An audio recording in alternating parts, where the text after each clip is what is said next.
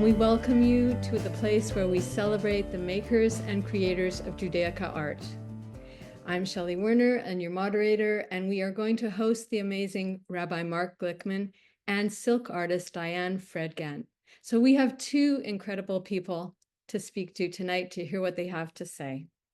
We are a Zoom presentation series where each episode we present an artist to share the backstory of their art. And tonight is very special because we get to hear an explanation about why they could create their art. We are based in Temple B'nai Tikva in Calgary, Alberta, Canada, and we are proud of the community we have created online and have fans that come and join us again and again, people who love this kind of work. Thanks to all of you who join us each time, and we are trying to grow our audience, so please bring a friend.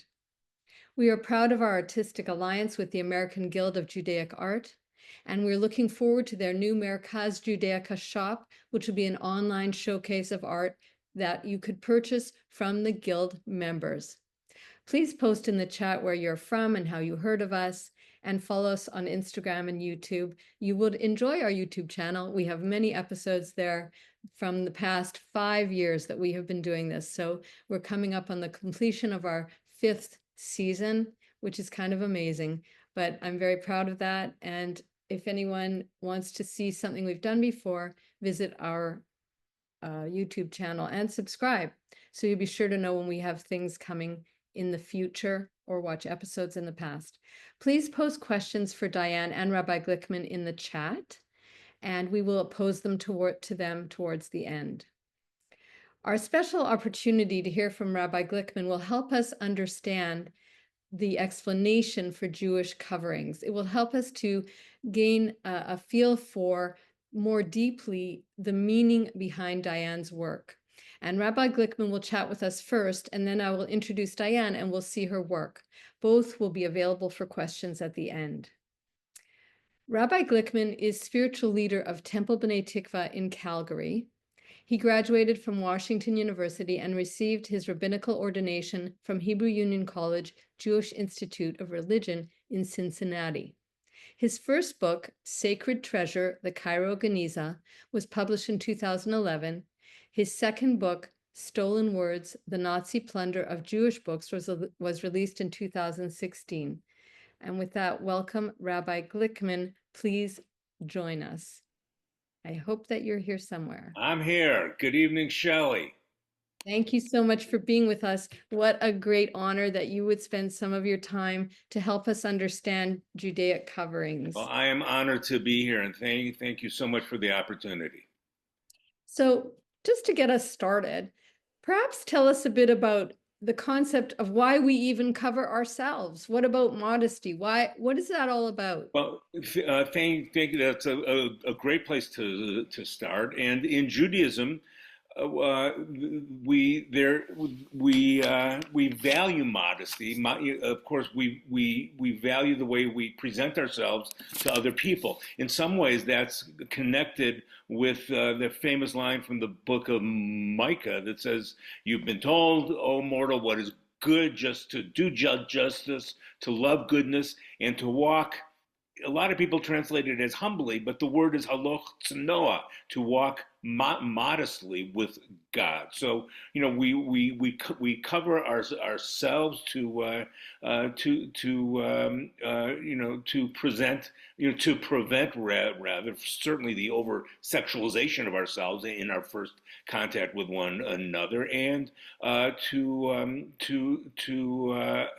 not be flamboyant or overly audacious in the way we present ourselves to the world. So that leads me to a question that I really want to know. For so long, I've seen people wearing a talit in shul, and some people say talis, some people say talit. We had a conversation about this. What's the Yiddish version? Talis. That's talit, and there's the English word. A prayer shawl. Prayer shawl. Okay. Why do we wear prayer shawls, and who wears them? Well, we wear them because it dates back to biblical times. There are a couple passages in the Bible where we're commanded to attach fringes onto the corners of our four-cornered garments. And it's pretty clear based on some archaeological evidence and some other research that people in the Middle East used to wear shawls just to cover themselves from the sun, to protect themselves from the sun. And so what Judaism did here, in what it does in so many areas, is it takes the mundane, just a piece of cloth, a shmata, that we drape over ourselves, and it makes it into something sacred. And so we attach fringes onto the corners of our garments. Very observant Jews will often wear what's called a talit katan, a small tallis, as an undergarment, and then we have the prayer shawl. I'm holding the very first tallis I ever owned here, and we're supposed to be able to look at what's important. The most important part of the talit are the fringes. Now, I don't know if we can see it here, but you can see that a lot of talitot have a lot of fringes. These light fringes here are decorative. The important ones from a religious perspective are these fringes on the corner here, and you're supposed to look at these and be reminded to keep the commandments. Now, I don't know how many of us, when we look at these fringes, are reminded to keep the commandments, but if you're not, that's because you're not looking at it right. The Hebrew word for fringe is tzitzit, and in Hebrew, every word, every letter has a numerical value. So if you add up all the numerical value of all the letters in the word tzitzit, you get 600. There are 8 strands, or 4 strands doubled over into 8. So 600 in the word tzitzit plus the 8 makes 608, and there are 5 knots that we tie, making 613, which is equivalent to the number of commandments, the number of mitzvot in the Torah. So now, when you look at it, you can be reminded to keep the commandments, 613. Okay, so tell me, why do men mostly wear them, and do women also wear them? Well, I would question one of your assumptions in that. It is historically true that, and it is still true in Orthodox Judaism, that only men wear them, and that is because Orthodox Judaism, historically Jewish law, exempts women from time-bound positive commandments. That's the big 25-cent word. A positive commandment is a thou shalt rather than a thou shalt not, and a time-bound one is one that you perform at a certain time. And so because the donning of the tzitzit, the prayer shawl, is only done at prayer times, it's a thou shalt that you're only supposed to do at certain times, and so therefore women are exempt from it. Nowhere do I know that in old time law, at least, where it says women are forbidden from wearing them. In fact, in the Talmud, there is a passage that said both men and women are supposed to, but that ruling got overruled eventually. So historically, and still in Orthodox Judaism, only women wear them. But in the non-Orthodox world, in the liberal Jewish world, I'm sorry, historically only men wear them. But in the non-Orthodox world, now many women wear them as well. And there are glorious, beautiful talit, not only talitot, or talesim, if you're speaking the Yiddish, not only for men, but for women as well, and some that that both men and women feel comfortable wearing. And we're going to see some of those very, very soon, because And I'm looking forward to it. they're just breathtaking. But before we leave the topic of coverings, I want to ask you something that I've always wanted to know. I've given my children various explanations, but I basically made them up. Why do we cover the challah? Why do we cover the challah? So I have a feeling that there are lots of homiletical reasons, and I'll get into some of them in a moment, but I have a feeling that that there's a historic reason that's very clear, that's very straightforward and kind of mundane. At the Shabbat table, the last thing over which we say a blessing before we eat is the challah. So we light the candles first, and we say the kiddush, the blessing over the wine, which can take some time. And so I have a feeling that the custom of covering the challah was originated simply in order to keep the bugs off of it, just to cover it and keep it safe. That's not a very exalting or inspirational answer. So in time, our people, when we don't like a certain answer to a question, we come up with others. So there's one tradition that says that we cover the challah so as not to shame the challah, because we say the blessing over the wine and over the candles first. We want to protect the challah's feelings by covering it. I've never seen a challah with eyes. I don't know that chalot can see, but that's one of the answers. There's another understanding that connects the challah with manna, with the manna in the desert. One of the reasons it's customary to say a blessing over two chalot, two loaves of bread on Erev Shabbat, on Friday night, is because it harkens back to the double portion of manna that was sent on Fridays in the wilderness, so that the Israelites wouldn't have to gather manna on Shabbat. God sent a double portion of manna to sustain them, not only on Friday, but on Saturday as well. And the Torah says that the dew came down, and then the manna came down, and then, of course, the next morning there was dew again. So that the bottom layer of dew is represented kind of by the tablecloth, and then we have the challah, the double portion that represents the manna, and then to represent that second layer of dew, we put a covering on the challah as well. So there are lots of different explanations. I guess you get to pick your favorite one. Well, I have to confess, I do like the one where we cover the challah, and then after we take it off, we go surprise, and the challah is surprised by the Shabbat candles. And I haven't ever seen a challah say like that, but maybe yours does. I'm not sure. So my final question for you has to do with the Torah itself. Why do we put beautiful decorated Torah cover mantles on the Torah? Well, we do that. We should note that only some Jews do that. Ashkenazic scrolls, scrolls that from Jews who trace their lineage back to Northern and Central Europe, do have coverings. Lots of Sephardic and scrolls from the Middle East are sort of kept in wooden cupboards, so they don't have a cloth covering. But in general, of course, the Torah scrolls, we gussy them up, we deck them out in all kinds of finery, and a lot of that has to do with the connection with the ancient temple. We dress the Torah like priests used to dress. So the priests would wear crowns, and we sometimes put a crown or rimonim, these jingly finials on top of the Torah. The crowns that the priests wore had bells on them. Sometimes the crowns or the finials we put on the Torah have bells as well. There's a breastplate. And of course, also, the priest wore a very ornate tunic, a fancy shirt, and so that has become the Torah cover. We dress the Torah in a fancy shirt, just like the ancient priests used to dress. And of course, for the ancient Israelites, the whole temple practice was glorious. It was amazing. It was bright. It was colorful. It was bejeweled. It was the most ornate thing that they saw in their lives, and it was the way they connected with God. And so we experience a taste of that now when we take the Torah out of the ark by dressing the Torah in full splendor, just like the priests used to dress, and perhaps connecting us with the way that our ancestors used to connect with God in antiquity. So one final question. The idea you said of the last one was your final question. I know, I did, We'll but I give you changed one more. We'll give you one more. more.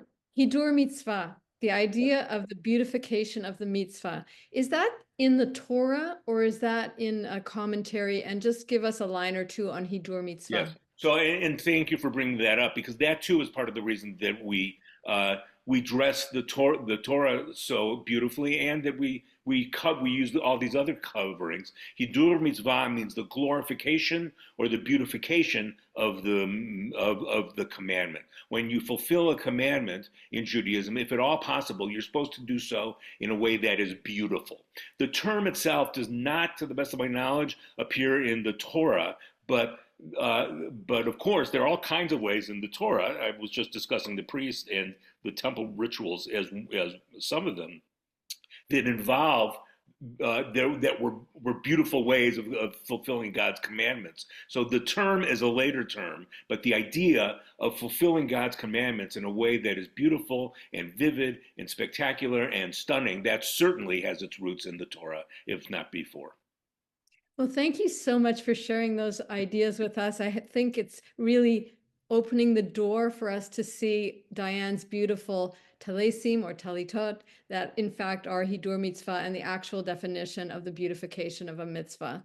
So thank you. I can't wait to see the Talitot. And again, thank you for the opportunity to be with you this evening. Okay, come back again. So now what I'm going to do is introduce Diane. Portland-based artist Diane Fredgant is a silk painter and sculptor. Making use of her advertising degree, she developed her eye for detail and color. After moving to Albuquerque, she redefined her artistic path by learning the art of silk painting and is still fascinated by the medium 25 years later. Pulling inspiration from Jewish texts and the natural world, she mixes holiness and beauty in her art. Diane strives to capture each person's unique relationship with the divine. She has created over 250 Talitot. Welcome, Diane. Thank you. Hi. You're here with me. I'm so happy to have you. Thank you so much for joining us. Thank you. It's going to be an honor and really a mind expansion for people to see how you have taken the commandment to wear the mitzvah, the talit, and turned it into a blessing in and of itself. Just give us a word or two or a line or two on what inspires you to do this kind of work. I think it's the look on people's faces when they have created something that is truly their connection to the source, to God, and they're so touched. It just propels me to go forward. That's beautiful. And let's get started and show some of the work, and we'll talk while we're looking. So can you see the screen? Yes. Okay, perfect. So let's get started and have a look at some of your amazing work. So I know that this is one of your earlier pieces. Yes. Tell the inspiration of this one. So this was when I first moved to Portland. I didn't know it, but it was for a cantor at a conservative shul here in town, her son. It was for her son. And I didn't know who she was. And his parsha was Jacob, the story of Jacob. Right. So it's Jacob, it's all his family coming in to get food and going out again. So it's really quite a narrative piece. Yeah. Whereas we come to a piece here, which has got a lot of intense coloration, and it's more of a feelings piece, would you say? Yes. This was a woman in Bend which was also in Oregon, in Eastern Oregon, and she was converting to Judaism and wanted to pull in all of the elements. So there's the fire in the sky, the wind in the sky, the water and the earth. And of course, Beautiful. the Chaim, the tree of life in the center to ground everything. Beautiful. Now here we come to, in a way, I think of in a sense, one of your signature styles, which is to incorporate landscape. Can you tell us a bit about that? Yeah, so so before I start, or when I start, I sit down with the person and I ask for them to sort of visualize their connection to the source, to God, whatever they call it, Um, and then they'll start talking about that place that they find sacred, either within themselves or with a lot of people find it in nature, whether it be in the forest or in the ocean. They just find that as their connection. So when they start talking, I start seeing pictures inside my head. And And do you, that's how and do that you, starts. But this so particular piece, oh, sorry. no, that's good. That's exactly what I wanted to talk about, was this place in their imagination that you help them get to. And This, and oh, that piece was actually a woman who is in assisted living, and she couldn't go to that spot anymore, and it had been in her family for generations. So I created this for her, and it is an actual place. that's beautiful. In this one, it seems that you've gone back to a scene here. Is this a scene Yes, from? that's a yes. That is a that's an arc in the center, and it's the idea of when you're listening to the parsha or the portion of the week, sort of the walls of the shul, the sanctuary, go away and you're immersed in the story of it. And then there's 10 people lifting up the Torah and all the prayers that they're singing to all the people. Yeah, in the center, all the prayers go out, and the beauty floods the world. And that really is that you really get that sense of it. And I think all of your Talisim, you're surrounded by, in a sense, your own spiritual vision. And I think you do an amazing job of interpreting what somebody was looking for. And here we are back again. Tell us about landscape here. So this one was a family had this land, and in that on that second slide, in there's a little yeah there's a little airstream, which is where they would stay. In the background is Mount Hood, which is you can see in Portland. And they sent me a bunch of pictures of their land and wanted to put that on the talit. And the two dogs playing had passed away, and she was just so she loved her dogs so much, and I put them in shadow on their playing. It's very meaningful because in a way you're helping people to meld, a spiritual experience with their spirit, the experience they have on the land. Mhm. And here we have something that has got to have been a unique request. Yes, on the front, it is a style. So those are hummingbirds in the shape of a heart on the front. They make a heart on the front, and it's in the style of the native people in the Pacific Northwest. So he was, and it's got an Eitz Chaim on the back, a tree of life on the back with river.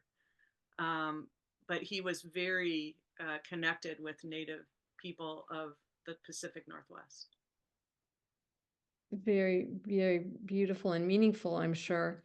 So now we come to a slide that I want to have people help them to understand some of your process. Okay. So the talit in the middle, so it looks like it's on a silver fabric, but in fact, tell us, you don't buy it this way, right? No, I buy it on the right where it's all white.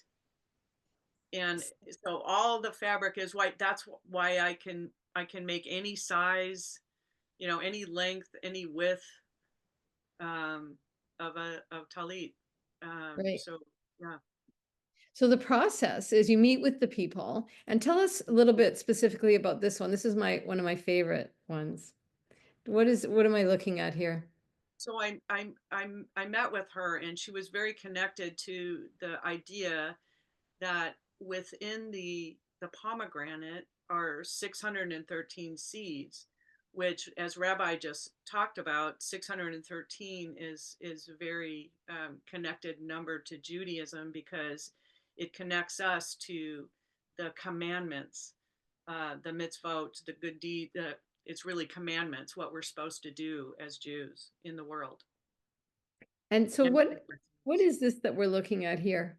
so what I do is I'll sit with them, and then I'll make a sketch as I'm talking. or I do it over Zoom. As we're talking, I'll make a little light sketch. And then later I go back and do a life-size drawing on my own and get it to exactly the way I think they want it. And then I send a picture to the people, and they approve the picture or change the picture. And so I make all my mistakes there. Like I Okay. can erase the pencil. Right.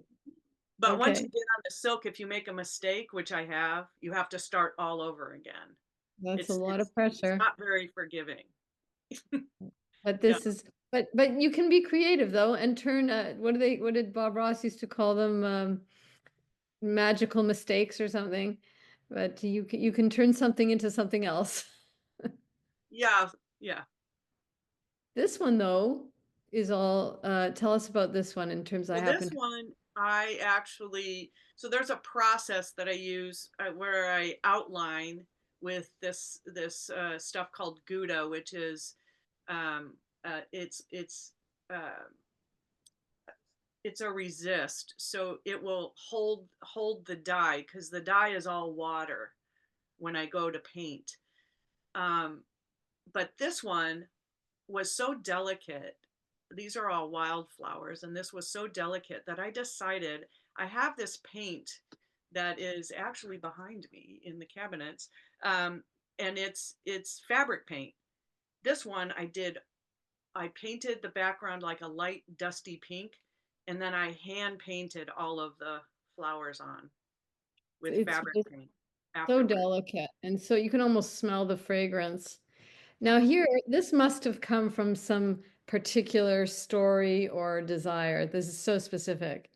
Yes. So this was a twins, and they're when you have a bat mitzvah or a bar mitzvah, a lot of times you'll have a mitzvah project where you're raising money for something that is a cause that's close to your heart. So these two, there was a group of people that there were wild mustangs that were being uh, captured and slaughtered. So they raised money, and they love horses. So they raised money to give to this organization that's helped to stop that from happening. You, as a beautiful idea and well, so beautifully represented. And so this is another one of my favorites. What is the backstory here? And what did you put on this? And what is this called, this piece of fabric with writing on it? Oh, the atara. That so you don't actually need to have the prayer for putting on a talit on the atara. If it's not one of the commandments. The only thing is the tzitzit, which this one doesn't have, but it was tied on later. Sometimes I do a ceremony with the families to tie that tzitzit on, and they put prayers in. Um, but that one actually has the prayer for putting on the talit, so the person who's up there can just read it and then put the talit on. It's very beautiful. I mean, I can't imagine not being inspired if this was my Talit. So now we've got the House of the Dragon. What's going on? Yeah. So the one on the left, I asked about a dragon. I kind of talk to people if they want to put a dragon on their talit, that it might not translate in the future. Like a 12-year-old person might love dragons, but as an adult you may not. So I sort of kind of warn people about that.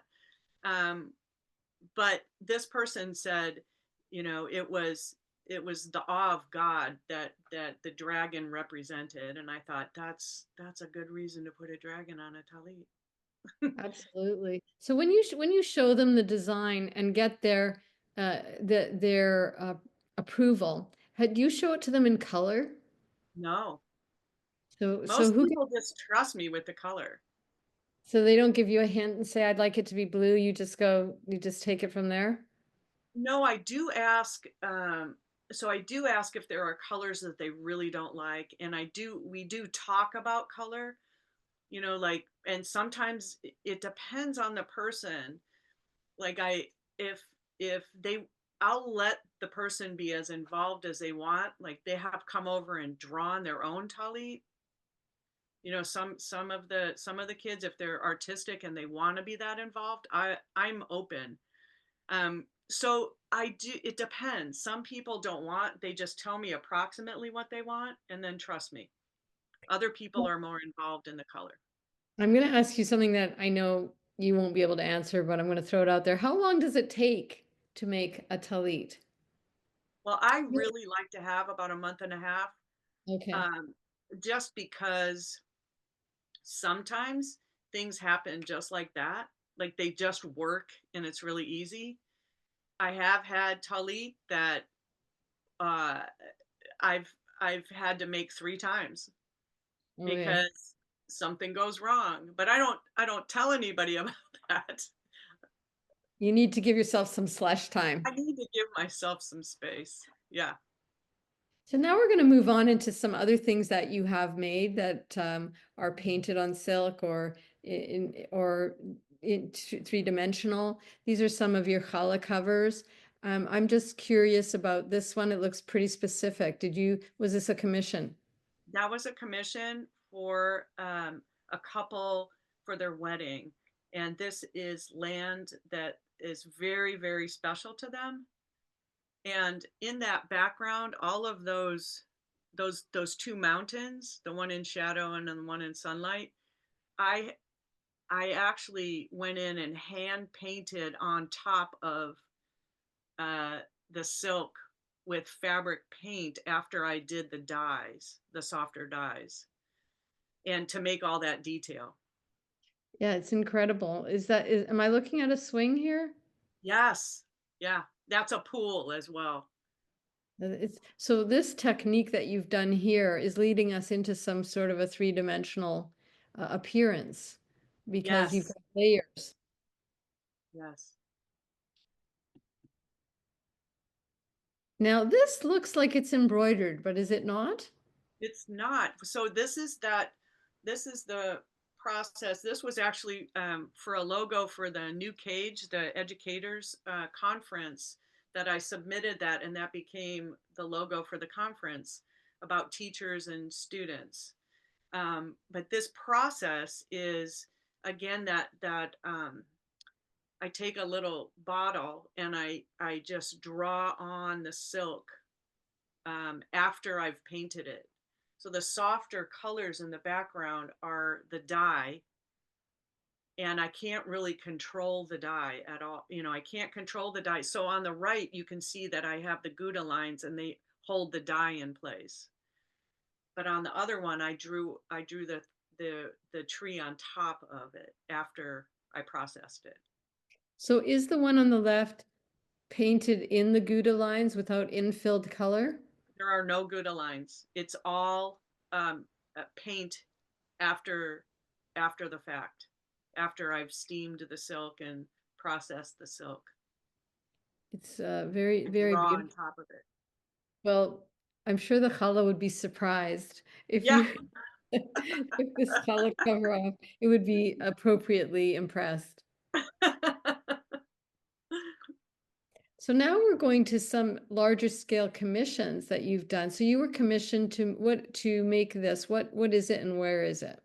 It's a chuppah, and it's at Congregation Beth Israel, a Reformed congregation here in Portland, and they commissioned me, and I worked with a wood sculptor, a wood carver, Morris Jackson, and we together we made this for them. And is this a permanent installation or it's just for when, I guess it comes down when they're not having a wedding. Right, right. Yeah. It's very, very beautiful. Thank you. So, and are these similarly, what are these? Those are chuppahs as well. The one on the right, I was told that at their wedding, when they looked out, they were in a field of wildflowers, so they looked up and it kind of mirrored what it looked like at the setting of the wedding. Oh, that's beautiful. And what about this one that has cacti? Yeah, that one was for somebody in New Mexico, and they wanted a desert scene. What do you think what happens to these after the wedding? Have you heard any responses? Do people frame them? That I have heard that they put them in their bedroom on the wall, or they have them up. And I also, so I can, you can put a rod through it to hang it as well. Like I set it up so that that's possible after the wedding. That's very nice because this, is something that shouldn't be rolled up and put away. It's something that should be enjoyed. What about the edging that you choose on here? Is it sewn so that to coordinate with the colors that you've chosen? Yeah, so every talit as well, I line the talit with cotton fabric as well so that it doesn't slip. Right. And I'm in my sewing studio right now, and I have shelves and shelves of fabric. So I go along the bolts of the fabric with each silk and find the exact right silk that matches the colors in that particular piece. Well, it's a beautiful framing because what I really appreciate about it is that sometimes you use almost a patterning to, in a way, bring out the simplicity of the color palette of the silk, but then you have this pattern border and it's sort of, they play off each other because one is very textured and then you have these broad areas of color. Does that resonate with you? Totally. I mean, I'm very happy that you picked that up. Thank you. Yeah, that's what I try to get. That's where I try to go That's with my you. job, Diane. That's my job.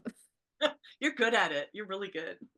Good to know. Okay, now we come to those Torah mantles that we talked about, the idea of the Hidur mitzvah, the idea of beautification of the mitzvah. Tell us about these. What was your thinking here? Why did you make these design choices? So I got a commission from Cedar Sinai Park.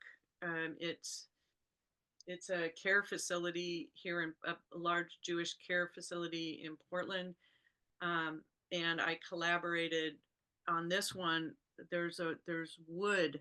I worked with a wood turner friend of mine, Jack Lisker, and he made those tops on it, which is unusual. And we wanted to make something really, really beautiful for their shul. They were redesigning it, and the theme of it was pomegranate. So I made that, and then I sent it to a quilter to quilt.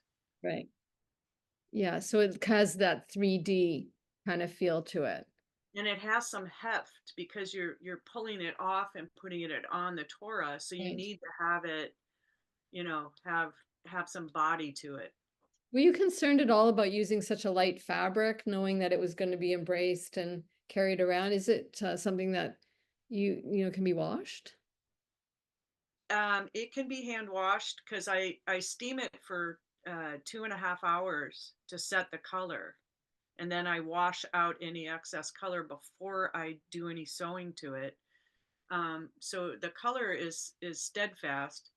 Um, the the silk is, I use a really nice thick silk, so it's not thin. It's not a thin fabric, and it's really durable. It's very, very beautiful and robust. So now we come to some three-dimensional art. And this, I just love this. I love the way, I mean, it sends a message just as it is, the complexity of the Torah, the simplicity, and then you have a frame around it. So what is this? Is this an art piece? It is. It's a wall hanging. It's pretty big. Um, How it big? I don't I Well, just approximately like, 3 feet by 5 feet. how much? Three? No, it's not 5 feet. Um, yeah, it's probably 3 feet tall by Yeah. 2 feet wide, or two and a Yeah. half feet wide. I don't know. So I'm not good with numbers. that's okay.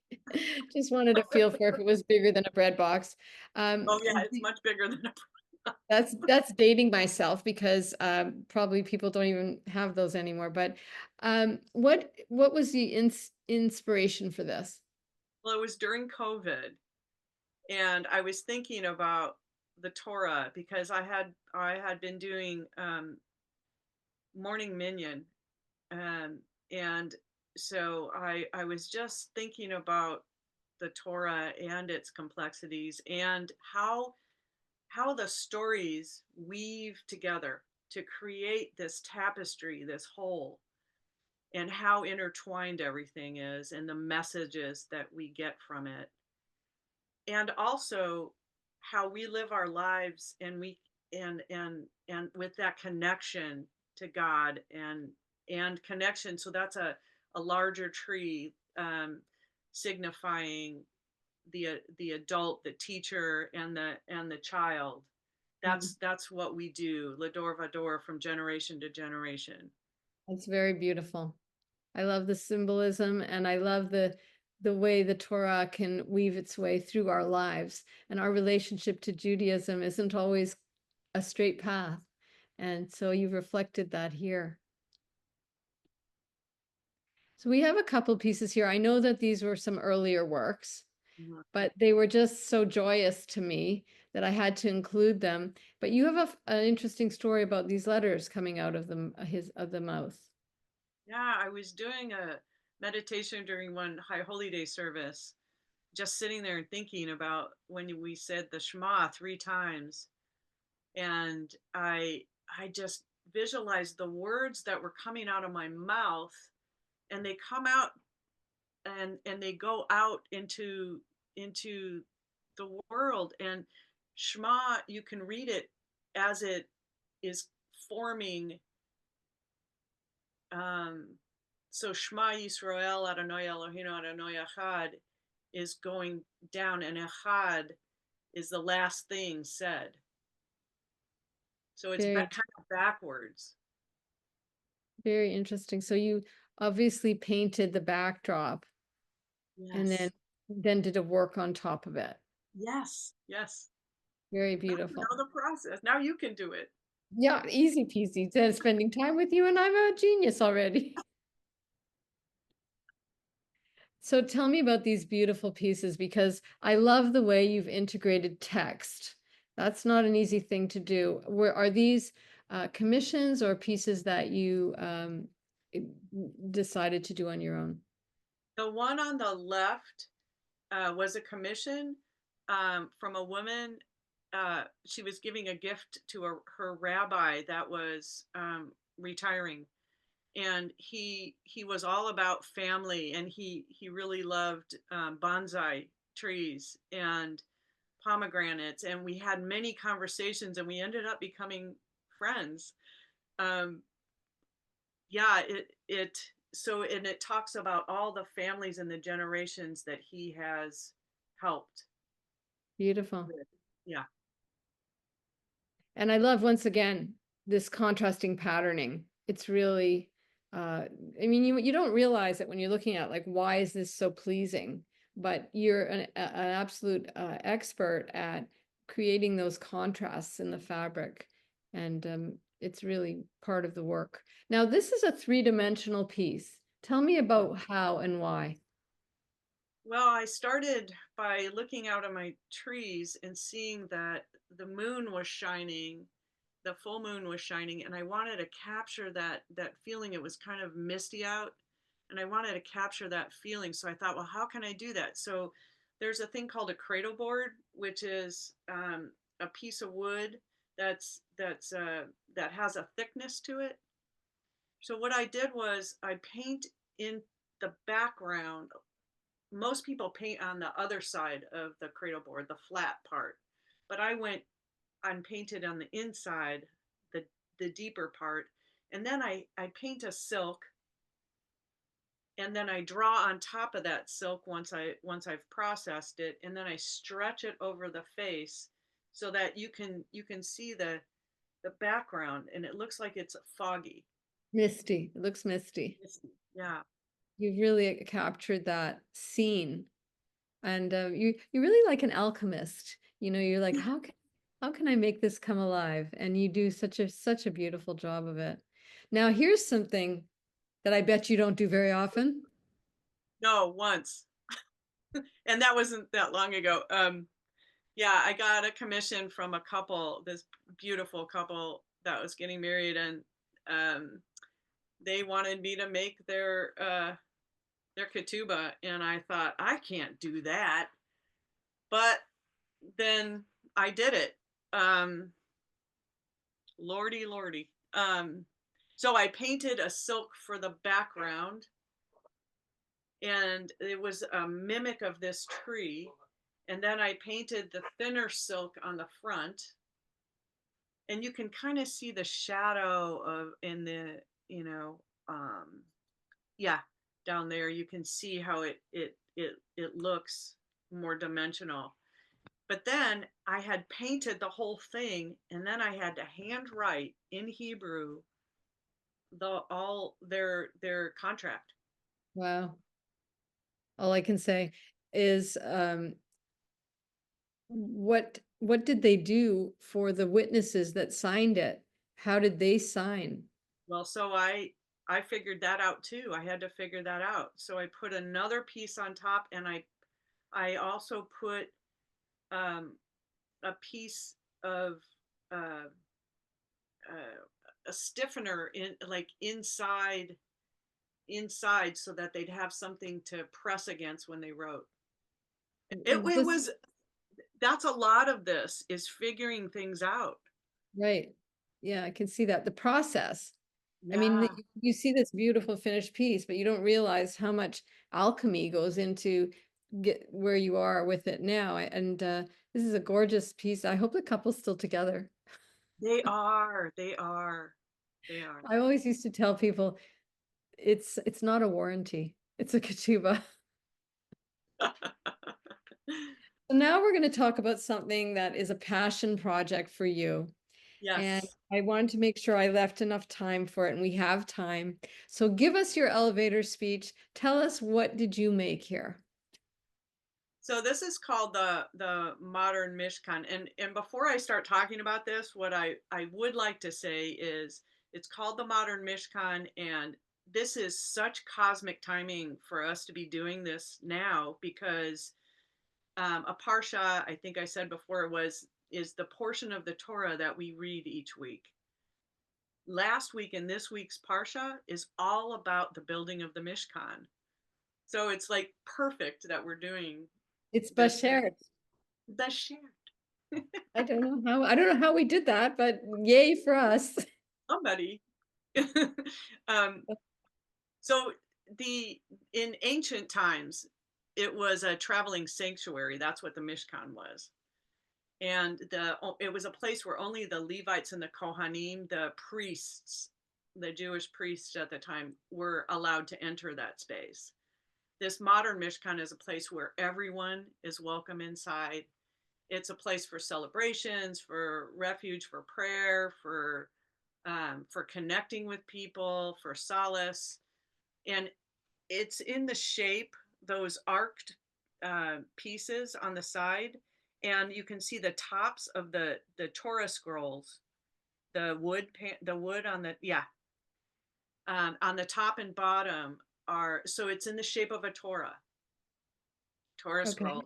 And there's, on the inside, there's the 613 mitzvot, or commandments, written in Hebrew. And on the outside, inside the branches, they're in English. So we're going to see that. Yeah. First of all, before we go and see those details, what gave you the idea to do this? Because I know that this Mishkan that you've created has been used for all sorts of things, correct? It's been used for various events and spiritual things, right?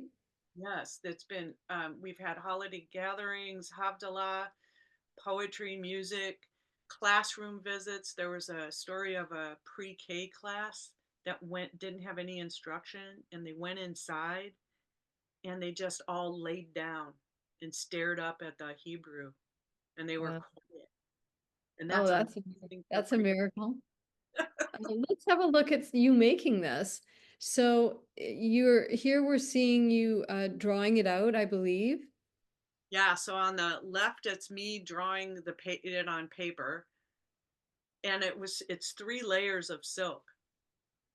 So it was a lot of work. And on the right, it's me taking the Gouda and drawing it onto the silk. So I put the Gouda, I put the paper underneath the silk and I can see through it, and then I draw over the top. Beautiful. So you used a lot of botanical forms, a lot of natural forms in this. Was that a part of your design concept for the Mishkan? The Mishkan, so in the section where this is, I'm it's the Holy of Holies for me, the idea of the Holy of Holies. As I was drawing these leaves, I understood that each one of these are our ancestors. They're like these are we have such a long history, and that this is our Eitz Chaim, our tree of life. Beautiful. And it's almost in a way, it's as though it's the past coming into the future. There's this element Mm. of time there. I want to show some more of how this is installed. And some of the leaves, and we're going to show in a minute, some of the trees and leaves are going sideways and over your head, and some are going vertical. And Yeah, it's giving you this sense of being encompassed. I hope that's your intent. that's what I was going for. Well, I think you got it. So I think we have something to look at in terms of the lettering, because we wanted to show this detail here. So what is this lettering made out of? It I actually the Hebrew I did with Sharpies. Really? Yeah. That's a time-honored product. Yeah, I did it with silver and copper. And the Beautiful. copper was, I wanted to have the intention of the copper because within the Mishkan of the ancient times, there was a lot of copper. So I know that the Hebrew is on the inside and the English is on the outside, correct? Yes. So here's my question. I think you mentioned to me at one time that these are the mitzvot that we follow to this day. Is that correct? Or is it all the mitzvot? Well, I mean, it's, this project is so layered. So I will say that on the outside, the English is the mitzvot that we can do today now that we don't have a temple. Right. There are quite a few of the mitzvot that of the 613 that deal with the sacrifices and deal with things that you do inside the temple, the do's and the Right. don'ts.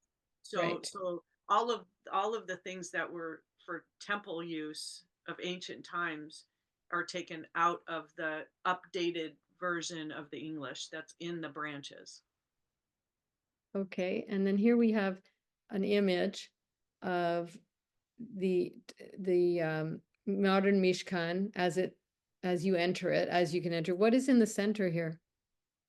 That's a copper pot that is the from the offerings. So inside the temple, there were different types of offerings, like a peace offering, a sin offering, a guilt offering. What the community would bring their goats, and each one had a, you know, like if it's a sin offering, then you need to bring this and this and this to the priests, and they will sacrifice them. Now, since we don't do sacrifices, we use prayer. And so I have made a sheet that tells what the different offerings were about, or you can write your own prayer. And I have pencil and paper. And then what I do is I take them home.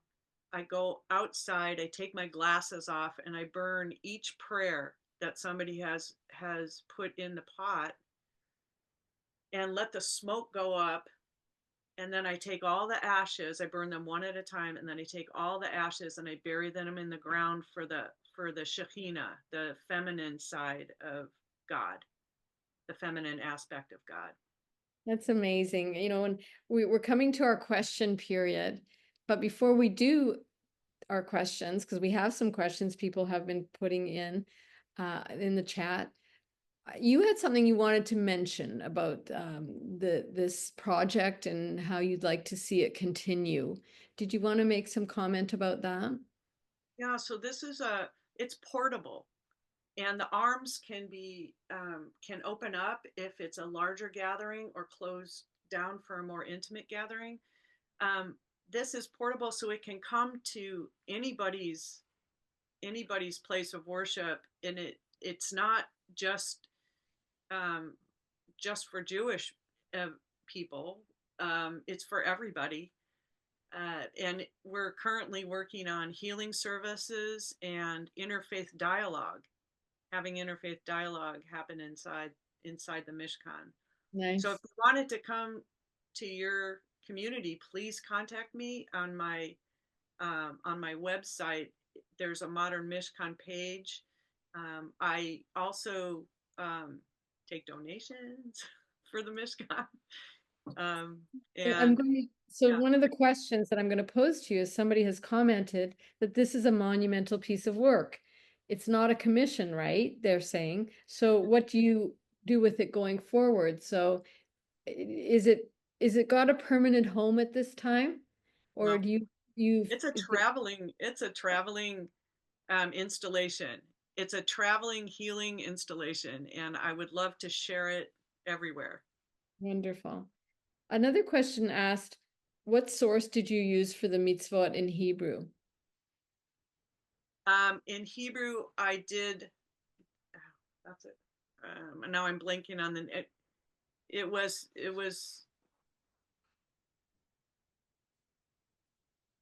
uh, I did it through Chabad. It was yeah. Okay, that's good enough. I got a question, I did a lot of study for this, I and believe, yeah. a question for you, a technical question. Are you concerned with the acidity of Sharpies, that they may turn color as well as cause your piece to yellow? No, not with this, not with this. You're not worried about that. No, because the inside is fabric. It's not silk. Okay.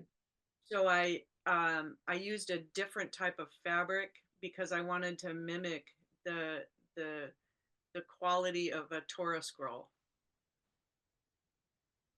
There's a question of asking, how did you learn Hebrew calligraphy?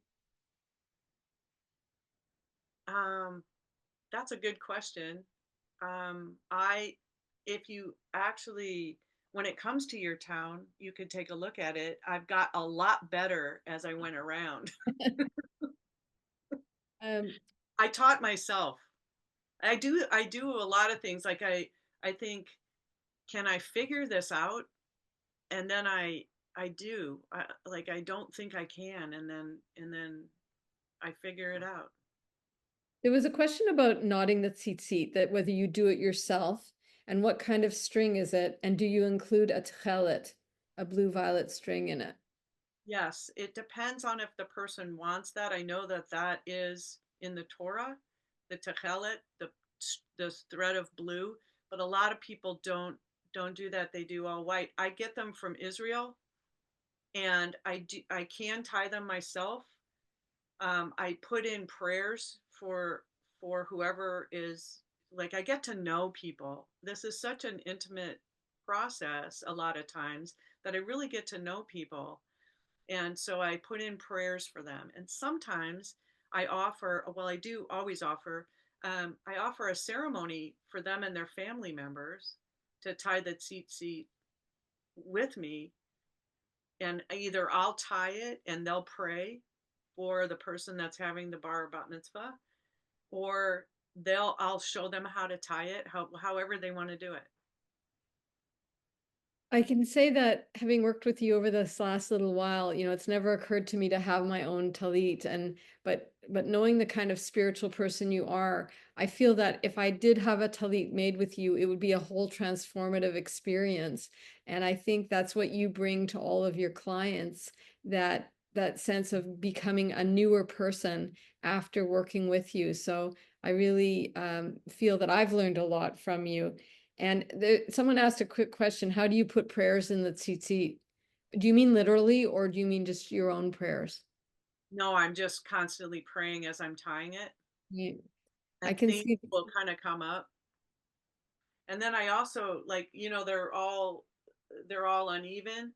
So I'll cut off to make them sort of even, and then I bury the rest of the seat in the yard, and I do prayers when I'm doing that as well. You're an amazing person. We should have you on our show. Because I got to know how deep you are. It's not just a question of painted talcum. It's a question of all the depth that goes into it and the fabrics that combine in it to make a singular expression, both of prayer and of beauty. And so with that, I want to thank you so much for being on our show and for giving us your time. We're very, very grateful, Diane. You're amazing. Thank you so much. Thank you so much. And I want to say thank you to you for making this so easy, and comfortable. And I also want to thank Robin Atlas at American Guild of Judaica Artists, and Karen. I know Yes. that there are helpers that you have, and I really appreciate them. And Rabbi Mark, thank you so much.